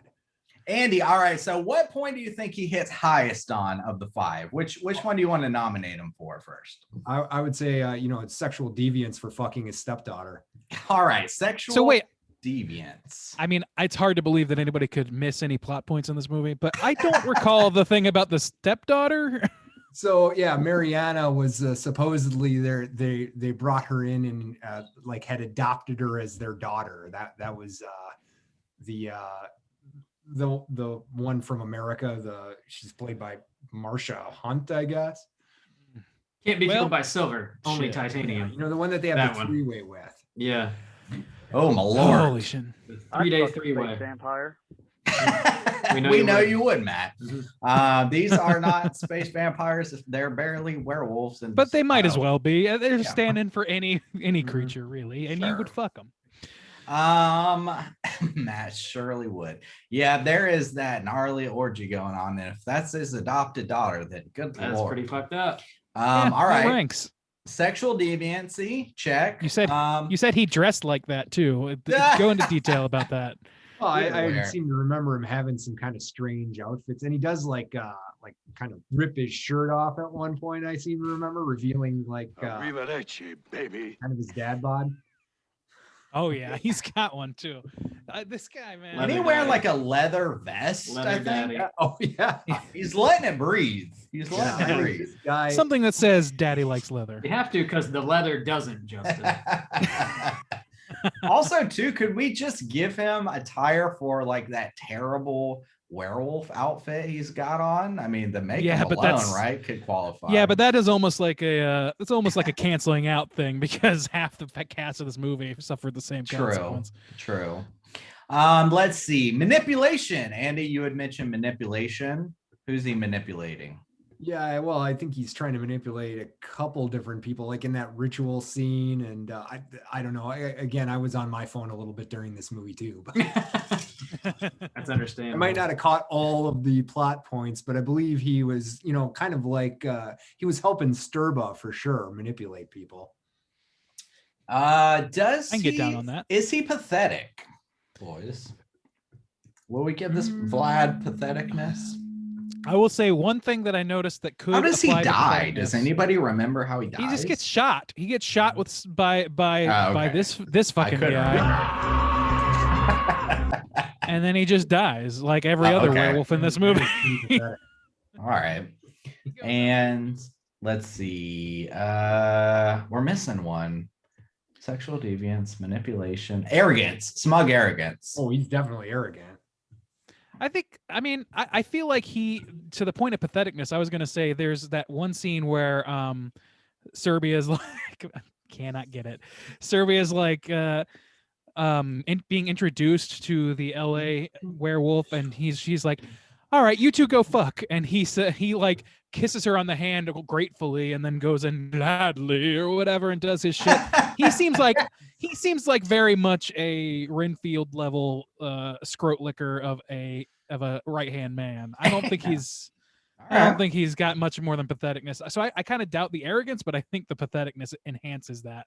Or I think it goes in the patheticness category instead, I guess.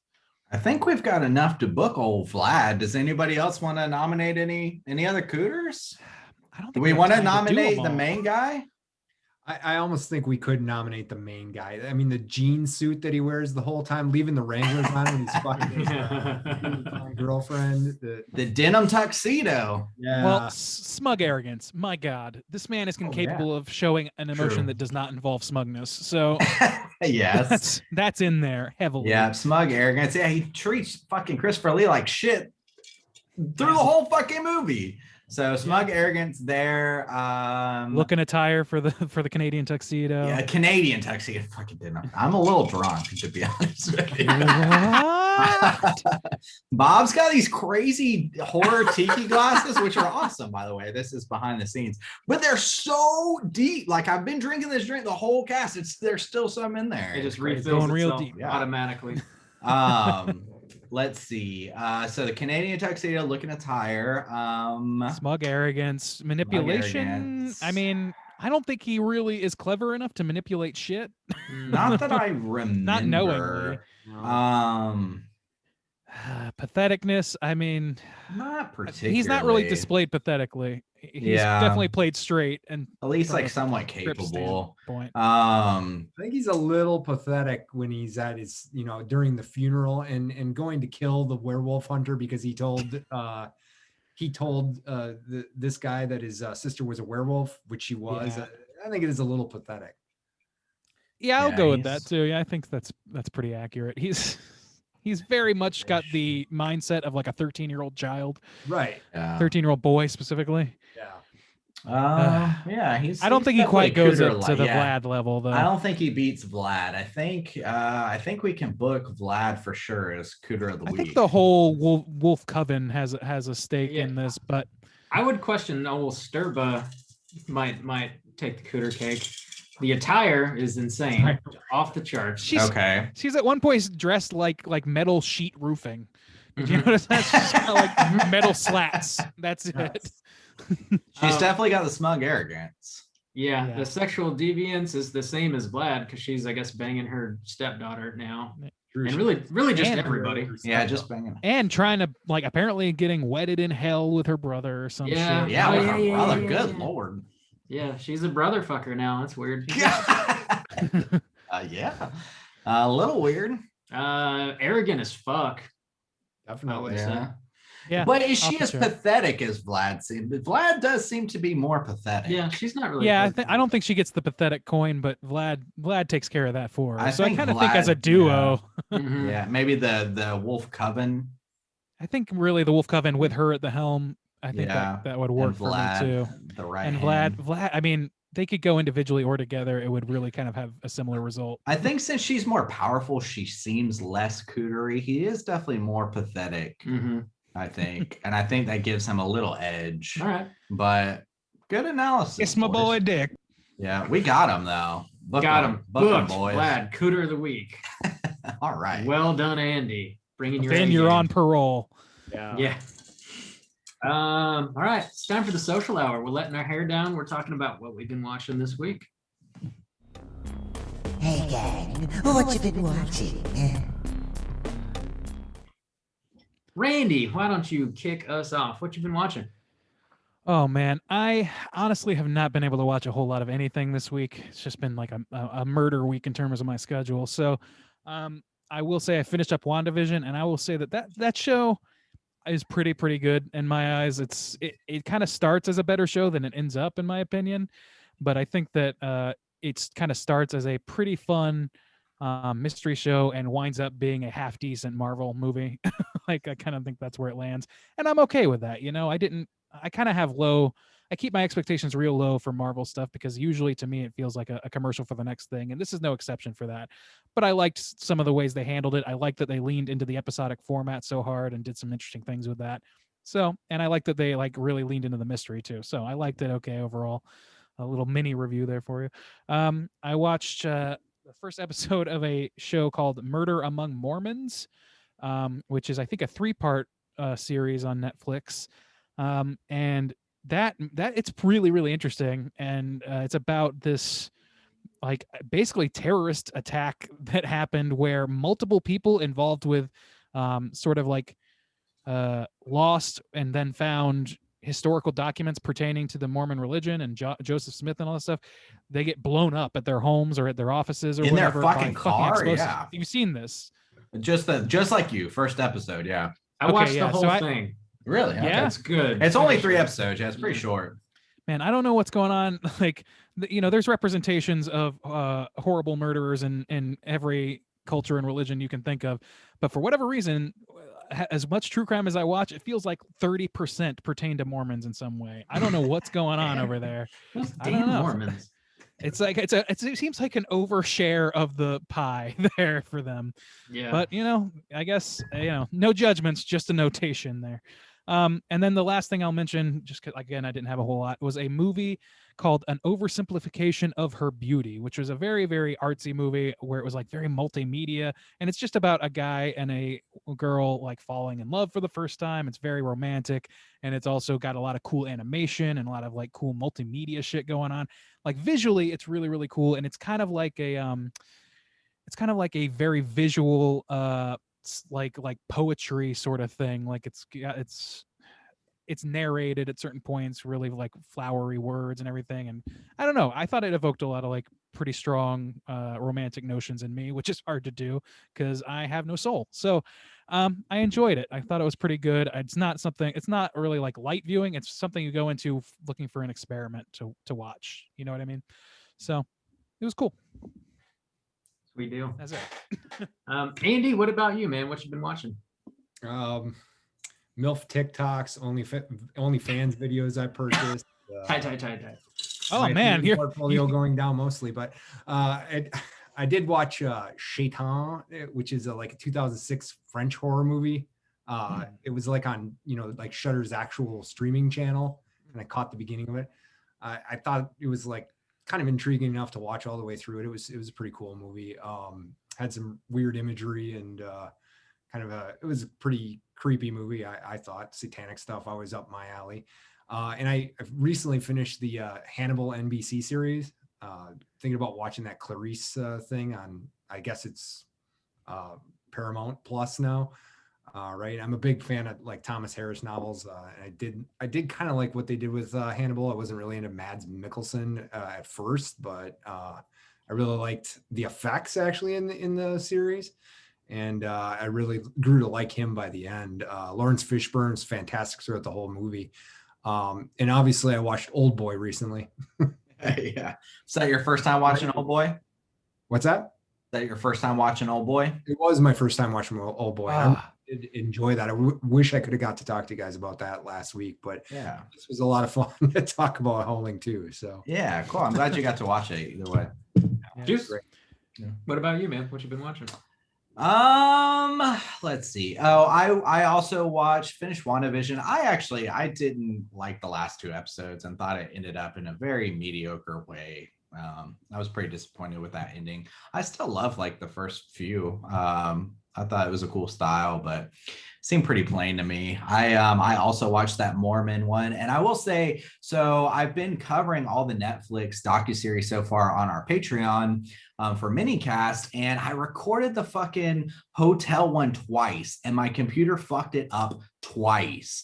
So I will be getting that eventually, but I'll be covering this one as well. And I will say I like the style of this one better. Is the only reason I bring up the hotel one, because the past 2 I The covered. Cecil Hotel. Yeah, the Cecil Hotel, and then also to the Night Stalker. They had this very particular editing style that I mentioned I wasn't like a huge fan of. I am happy to say like this Mormon one, it's back to more kind of cut and dry stuff. It's not like indulgent with its editing. And so I like that a lot more. And so it makes it more interesting to me. I also like the history aspect. So I'm looking forward to finishing that.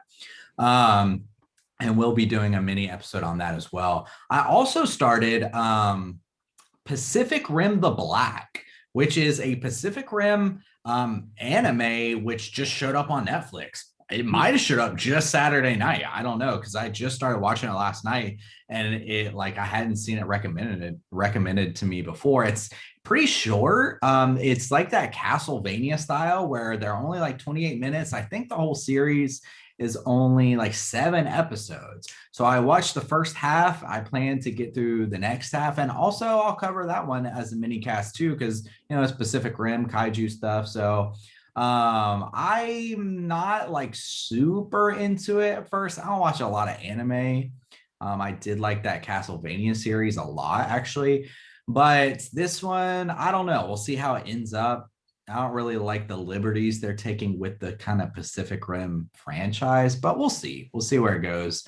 That's just the first couple. Huh? I don't know. It's like that seems like such a flexible property to me that you can do fucking just about. I mean, anything. yeah, you can. I just don't like the choices they've made so far. I'm not saying that you couldn't do anything. Just the choices that they have taken. I'm not really into it yet, but I'll cover it eventually. And if you're into Pacific Rim, it seems like it's really easy to get through 7 short episodes. So I think that's about all I've been watching. Yeah. Bob? Yeah. Got any baby blues you've been burning through this week? Yes, I do. I checked out the Wrong Turn remake, which I've never seen the original, so I can't really compare the two. But the remake was pretty decent. I didn't love it. I didn't hate it. It's sort of like a classic tale of this group of friends who go on a vacation. They go up into the mountains like Appalachia. They go hiking on a trail. All the locals are like, don't get off the trail. And of course they do. And they run into this whole community of people that just live in the woods. They call themselves the Foundationalists. And Sounds like Big Fish. yeah, they're like spooky looking people, and the people like the normies that just walk off the trail are like, oh god, they're gonna murder us.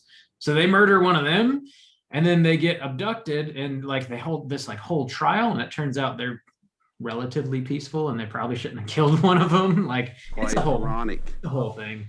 There's a bit more to it than that, but that's kind of like the setup of the movie. I'd recommend checking it out. It's not going to blow your mind. There's a little bit of gore, but it's interesting enough. If you're looking for some new horror, I'd recommend it. I also checked out a new release from Scream Factory. This movie's from like 1988. It's called Twice Dead.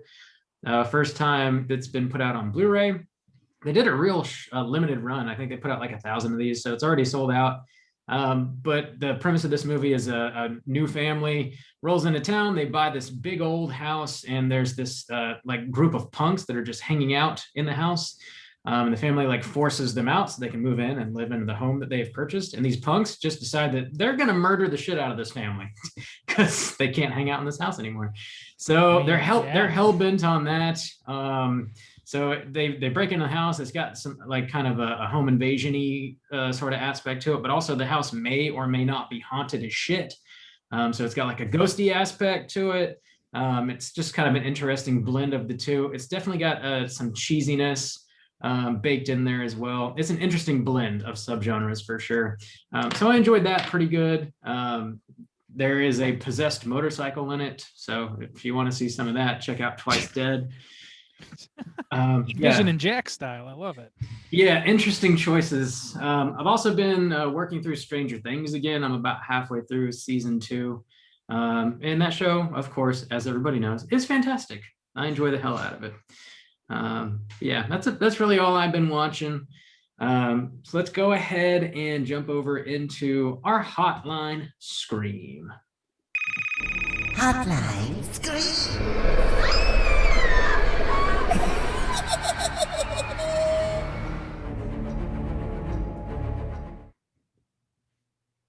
If you are listening and would like to call in and leave a voicemail to be featured on next week's show, hit us up at 904-638-3231.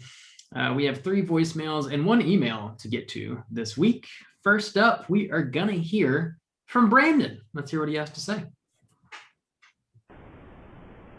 Hey, crew, it's Brandon from Canada again. I just wanted to call in for a few things. First off, a bit of a shout out to the Slack. I joined up, 3 weeks ago, I think it was for the Bill Bob's Valentine's watch party. Just shout out to the Slack. I mean, it's a good group of people. It's very welcoming.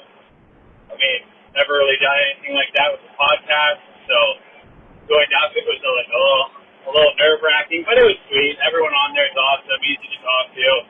Get some good laughs from that Slack every day. So anyone that's listening, that's been thinking about it, I would say do it. It's an awesome group. And secondly, you guys did the prompts about what do you do for work with blue-collar jobs. So I'm calling in about that as well. I actually drive a septic truck. My job is I usually do about 5 or 6 tanks a day. I go to people's houses. Either I dig up the tank or they have it dug up, pop that bitch open, throw a hose in and suck out. They're pissing their shit. So, I mean, pretty wild. Pretty gross job, but, I mean, I get to sit in the truck and drive around all day, stay dry, listen to you boys, so it's a good time. I'm still waiting to find a body in a tank, so I'll let you know when that happens, but, yeah, I just wanted to call in about that. So, it's been great. I love St. Maud episode. I'm excited for the next one. I've never seen Old Boy, so, I'll sign off for Randy this time. Zippity-zappity! Zippity zappity too, my friend. It's Also, catching on, It's Randy. catching on. I am the most surprised by that. If you, by the way, I want to say if you want to find a body in a septic tank, I recommend you look in septic tanks in the Salt Lake City area. Probably a Just lot saying. down there. Seems like there's a lot of stuff down there that just How- needs to be dug up. How dare you say a white salamander led him to the plates instead of an angel? Can you guys can we like? I want to nickname somebody White Salamander. Can we do shit's that? wild. Gotta find the right person. It's a great nickname. That for sounds somebody. like a bedroom thing for you, Randy. So I'll let you take care of that privately. Randy, give me the white salamander. We heard tales of the fabled White Salamander, and we found him. Follow the mystic white salamander to your salvation. He will lead you to Ooh. Christ. Oh no, Getting real weird. that's an Yeah, interesting job, though. Thanks Sorry, for driving that honey truck there, Brandon. Also, thanks for joining the Slack. It's been great chatting with you. And listen to Brandon, people. If you're sitting on the fence, like, I don't know, maybe I should join Slack.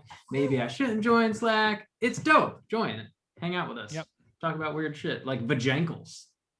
Yeah, well, Rob, do you want to describe exactly what that is since you put it on there, I believe? Yeah, it recently Or came is to that my- something somebody has to Yeah, I join the don't know Slack to why find Bob out? posted Yeah, that join the there. Slack to find out what a vajankle is. Yeah, let's just treat that as the yeah. like That's your the tease treat. with the worst payoff of all time. That's the payoff. That was I forgot about that shit. That was weird. That's for the best. Yeah, it's you need to know what it is, trust me. Yeah, thanks for calling, Brandon. Good luck on finding that body. And then next up, we're gonna hear from Tom. Let's hear what Tom has to say. Hey, shouts out to my guys. It's Tom calling in for first time in a little bit. I'm glad you've been enjoying my shitty movie picks from the Patreon. I just want to say I really appreciate you guys putting out the episodes as often as you do and pretty much as regularly as you do. It's a nice little thing to wake up originally on Monday, now on Tuesdays, and just see just good hour and a half, 2 hour, 2.5 hour chat about the movie that I probably won't watch anytime soon, but you know, whatever. So just want to say I appreciate you, my guys. And yeah, you take care of yourselves. Stay, I don't know, most of us are in Florida at this point, so staying warm really doesn't make much sense. But Randy, you know, don't get shot in DC. All right, bye-bye. Zippity zappity, nobody shot me.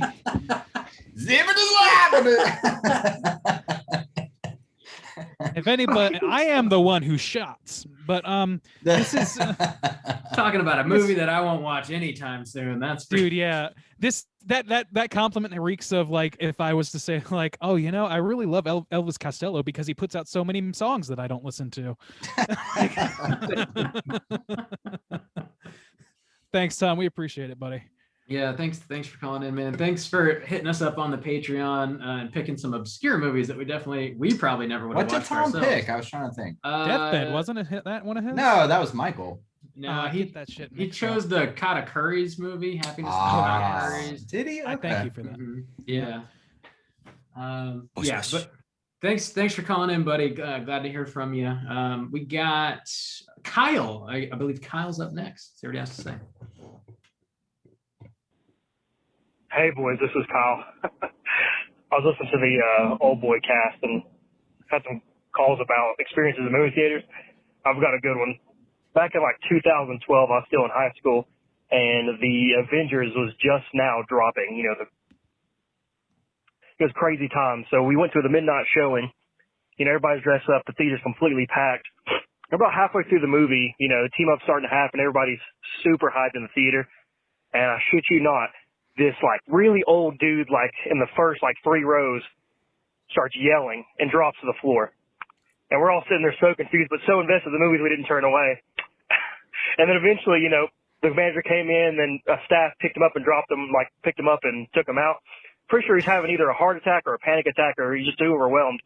But I shit you not, no one said anything, and no one turned away from the movie except his immediate family. Everybody else sat there and watched that fucking movie. That shit was just so fun. Just had to tell you guys. All right, appreciate it. So. That is a horrifying story. That is Kitty Genovese level fucking bullshit. I'm sure it'll work itself out. Yeah. It's like, if a man collapses and hundreds of people are there to see it, it doesn't make a sound, apparently. I mean, not when Avengers are playing, you know? Sorry, my dude, but I gotta watch Ruffalo pretend to be a green monster. Priorities. Yeah. Well, Jesus Christ. Yeah. But actually, that happened when I was in the theater for the movie Face Off with Nick Cage and John Travolta. Hell yeah. Like, Oh, you why that don't would turn happen away there. from Face Had Off. some kind of medical issue, and well, I didn't do anything, but some other people went and helped this person out, dragged him out of the theater, but the movie kept rolling. There you Person go. just way You too don't stop. terrified of the real life technology of removing a man's face and putting it on another man's It face. must have been. Couldn't handle Nick Cage's acting chops. It was just too good. He was like, I'll oh. tell you, there was a moment when I was in college, I was in a class where we had to do like present our artwork and get critiqued or whatever. And one girl went up and was, you know, presented her work, and the professor was like giving his critique or whatever. And she dropped like a fucking plank of wood flat on her ass. And everyone in the room was silent except for me. I stood up with my hands on the table and went, "Oh my God." And then I got embarrassed and sat back down. And I will never feel worse than I did after that. That was the worst display of cowardice of my life. Cowardice. Well, I just like I stood up. I knew there was something wrong. I was the only one to even like say some shit, and then I was thought only about how I looked, and then sat down and did not help. Very, Did very. anybody shitty. help her? Yeah. The professor then after I got done shitting my pants in front of the crew, Oh my! he went over and they called an ambulance, and she just had a panic attack, and it I was wish you I know had a video of that shit. That sounds gold. Oh my! it was. God. No, I said holy shit. Actually, it wasn't Oh, like which is very much more on brand for me, the foul-mouthed Duval County Public School graduate. that's pretty good. Holy shit. Nobody did anything though. Oh God, I'm red in the face thinking about that. That's so embarrassing to me. That's And funny. speaking of though, I think they're doing a remake of Face Off. They are. Adam They're Wingard's They're floating directing. There you go. Oh, is it official? Yeah. Yeah. Oh shit, I didn't know it was official. Oh yeah. Well, happening. hooray! Who's your pick for the cast? Who's it going to be? I think we I don't talked know. about this actually. Yeah, I We'll think talk it's about still it another early. time. We don't know. Yeah. Thanks for Be calling, Seth Kyle. Rogen and Uh, Seth Rogen, Seth Rogen and fucking Tim Curry. Let's do it. Sure. Why not? Thanks for calling, Kyle. Hopefully that dude didn't die or anything. That'd be lame. God, oh Um, man. Good to hear from you, my dude. We don't have that's all of our voicemails, but we do have an email I'm gonna read here real quick. This is from Matt from I'd Fuck a Space Vampire fame. I'd Matt. fuck a space vampire. There you go. This is from him. That's gonna be on his tombstone. The email says The Howling 2 should be retitled, quote, I'd fuck a werewolf god. What a perfect movie. My own sister, a goddamn shit-sucking werewolf. This shit has everything. Christopher Lee, check. Badass soundtrack, check. Force lightning, check. Throwing a little person out of a window, check. A werewolf goddess sitting upon an orgy throne, check. When I pulled this movie up, the orgy throne was the preview image. My wife checked right the fuck out. Not for her, I guess. Dudes, what about that full moon festival? Let's fucking go. Gentleman's field trip. Question: why would a small TV news station not want to air one of their anchors turning into a werewolf? Get them views, like and subscribe, bitches. Poor marketing, if you ask me. Holy fuck, perfect movie, 5 stars. Plus a half star for the Yabos. So 5.5 stars, which brings our average to 3.75. Matt. Man, Thanks, so if you Matt. guys, yeah, if anybody wants to send us their train of thought slam poetry, Yeah. feel free. I Just- forgot about the Force Lightning. That was pretty Yeah. special in this movie. That There was was also Yeah. a great effect. there was also some steam sucking in this movie that we forgot to talk about. That steam. It does have everything. He's not wrong. A little bit of everything. Like and subscribe. Something for Mom, everybody. somebody just followed me. What the fuck was that? It's a bump, bro. What did it say? Somebody followed me? Mom, somebody just followed me. Like and subscribe. Follow. But is it screaming or is it blah? Somebody? Mom. Okay. God. Rob, damn. We gotta. My God. You gotta. These bums, man. You gotta do better. I don't know. Okay. All right. I thought it was finer, Andy. That's a perfect way to fucking motivate me. Who are you calling a cootie queen, you lint liquor? Okay, that one's pretty great. Thank you. Big fan of that. Thanks for the email, Matt. Always good to hear from you. Again, if you guys are listening, want to call and leave a voicemail to be featured on next week's show, hit us up at 904-638-3231. Do you guys have any prompts you want to pose for next week's Hotline Scream? Nope, we still have our kink counseling. If you want to call in, Kink counseling. Let us counsel I your don't kink. think that I don't think it's legally wise to call it that. well, we're workshopping names. Are we right now, trying it's to be kink counseling. wise? Imagine there's a legally? flashing cryon at the bottom of the screen that says, "We do not give advice. This is just jokes." I'll give lots of advice. We know that. We know that. Oh my God. No, I don't know. I guess, I don't know. What do you think about the Howling 2? I mean, that's a simple Yeah. one, right? If you're a Howling fan, what do you feel about the Howling 2? If you don't like the Howling series, if you've seen this, tell us what you think about it too. Maybe there's some people out there that like the schlock factor more than they like the whatever the quality was of the first one, which I haven't seen. So Why'd you pick this, Miles? Con, explain yourself. yeah, explain do. yourself. Yeah, Andy, since you're the only one that has seen all the other Howling movies, like, is this the worst one, or does it get worse than this? Actually, I don't remember this being the worst one. Now Wow. it's been a long time since I've seen them all. I remember the first Howling being a little bit boring, actually, and it was supposed to be like, I think the main draw was the effects, like for 1980. I think it was, I don't know, 1981. I think the first one came out. For 1981, the effects were supposed to be pretty great. The rest of these just kind of devolve into very boring films. And that's what I kind of remember about them is that they got really dull. It's kind of a little bit like Phantasm. I don't know. The more it goes on, they get less of a budget, and they have less to work with. So Diminishing returns. yeah, For sure. I do. Less of a plot. Well, Yeah. call in and give us your best Christopher Lee impressions. That'd be good. I mean, this was do not those a- things. This was an entertaining film. I was not bored. There True. was always something going on. I was like, what the fuck? Is that lady's tit bent out of shape? What is Poor woman. happening? But yeah, call in, leave us voicemail for next week. That's going to do it for us this week here at Straight Chilling. Andy, again, big thanks for joining us. It's great finally getting you on, man. It's been a long time coming.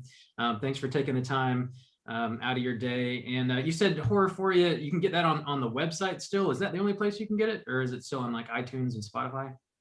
No, so Horrorphoria is on hiatus.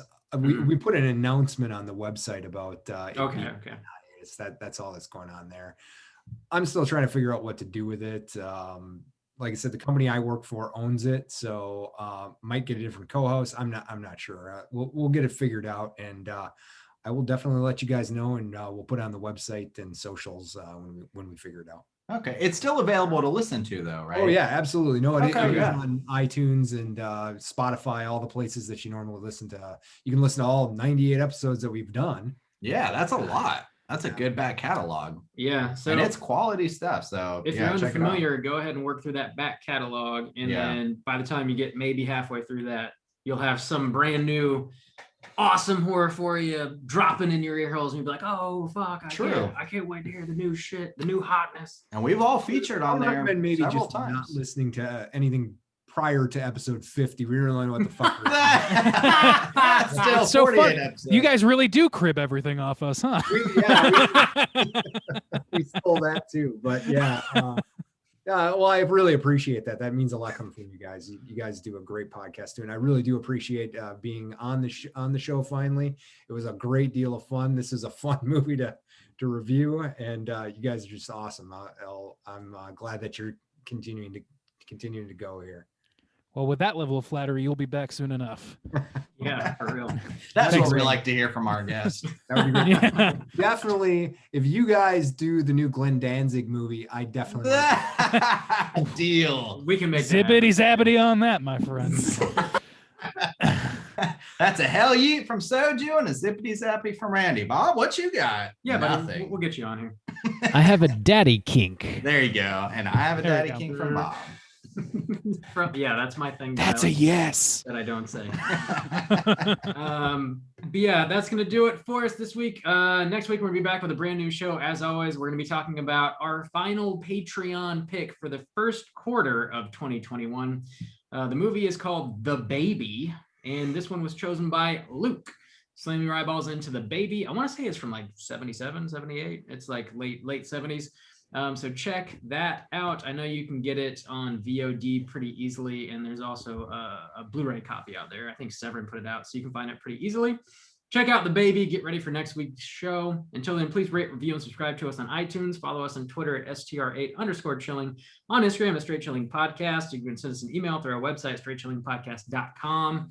If you want to join in on the daily Slack channel conversations, just hit us up in one of those social media outlets, and I'll send you a link to join in on the Slack channel. Followed me.